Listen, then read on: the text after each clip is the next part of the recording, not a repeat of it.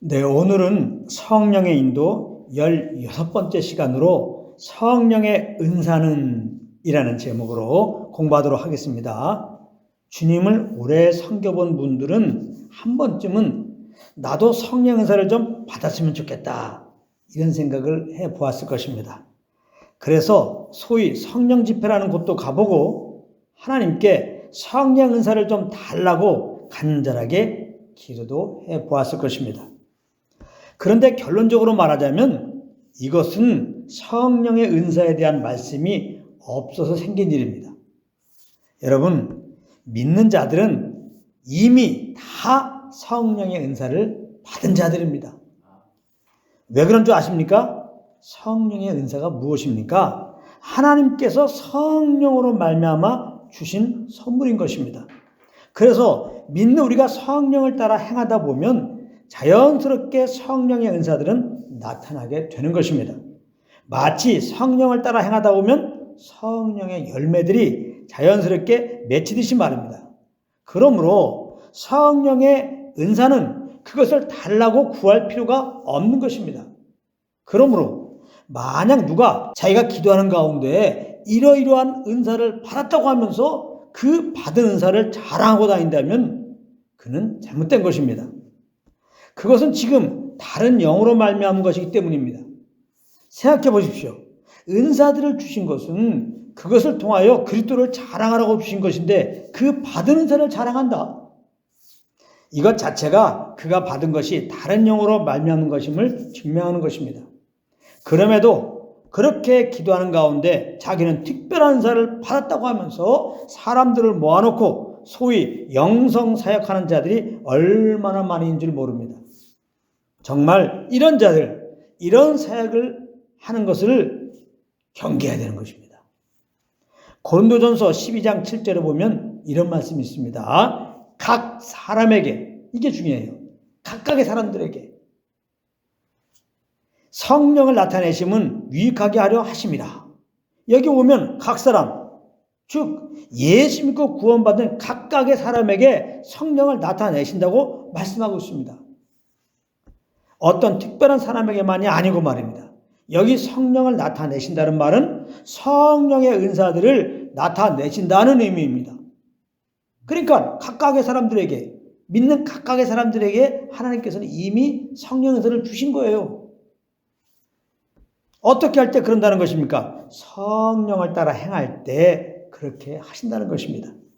그래서 하나님께서는 성령을 따라 행하는 각 사람들에게 교회의 유익을 위하여 성령의 은사들을 나누어서 나타내시는 것입니다. 고린도전서 12장 8절부터 11절까지 말씀인데요. 좀 긴데 제가 한번 읽어보겠습니다.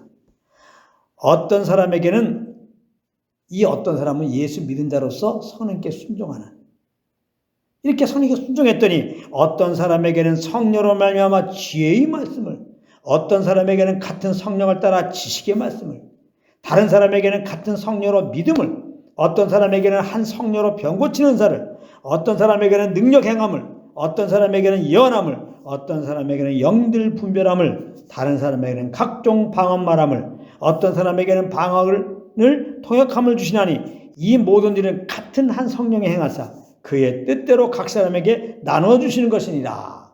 아멘. 이렇게 말씀하고 있습니다. 여기 보면 여러 은사들이 나오는데요. 이것은 여러 은사들 중 예를 들어 그 일부를 열거한 것입니다. 로마서 12장에도 보면은 또 여러 은사들이 나옵니다. 6절부터 8절까지인데요. 또 한번 제가 읽어보겠습니다. 우리에게 주신 은혜대로 받은 은사가 각각 다르니 혹 예언이면 믿음의 분수대로, 혹 섬기는 일이면 섬기는 일로, 혹 가르치는 자는 가르치는 일로, 구제하는 자는 성실함으로, 다스리는 자는 부지런함으로, 긍휼을 베푸는 자는 즐거움으로 할 것이니라. 아멘.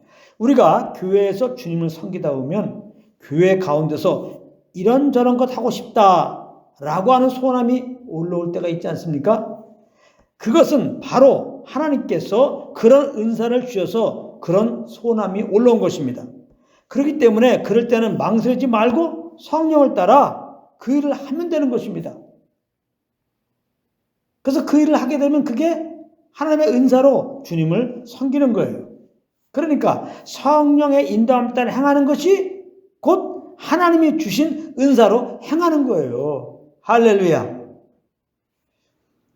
특별히 예수님은 부활승천하셔서 주님의 몸된 교회 가운데 사역자들에게 이런 은사들을 나눠 주셨다고 말씀하고 있습니다. 에베소 4장 11절인데요. 그가 어떤 사람은 사도로, 어떤 사람은 선지자로, 어떤 사람은 복음 전하는 자로, 어떤 사람은 목사와 교사로 삼으셨으니 이렇게 말씀하고 있습니다. 그래서 우리가 모일 때마다 성령의 인도하심을 따라 각각 우리가 받은 은사로 행하게 되면 어떤 일이 벌어지는 줄 압니까? 바로 그리스도의 몸된 교회가 온전히 세워지는 것입니다. 에베소서 4장 12절입니다. 이는 성도를 온전하게 하여 봉사일을 하게 하며 그리스도의 몸을 세우려 하심이라. 그리스도의 몸을 세우려 하심이라. 그랬어요. 이렇게 우리 각 사람이 주님이 주신 은사로 섬김으로 인하여 날마다 그리스도의 장성한 분량이 충만할 때까지 이르는 그리스도의 몸된 교회가 되기를 우리 주 예수 그리스도 이름으로 축원합니다.